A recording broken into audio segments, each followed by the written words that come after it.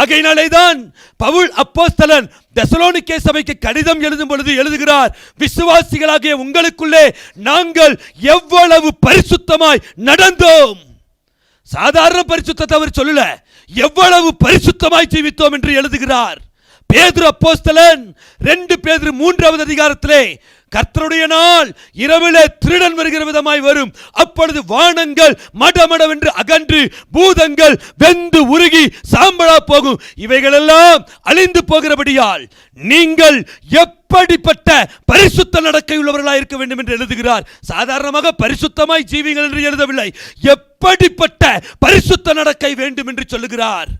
கர்த்தராகிய இயேசு கிறிஸ்து வெளிப்படுத்தின விசேஷம் 22வது அதிகாரத்திலே சொல்லும் பொழுது பரிசுத்தம் உள்ளவர் இன்னும் பரிசுத்தமாயிருங்கள் என்று சொல்லுகிறார். பரிசுத்தம் உள்ளவர் பரிசுத்தமாயிருங்கள் என்று சொல்லவில்லை, பரிசுத்தம் உள்ளவர் இன்னும் பரிசுத்தமாகட்டும் என்று சொல்லுகிறார்.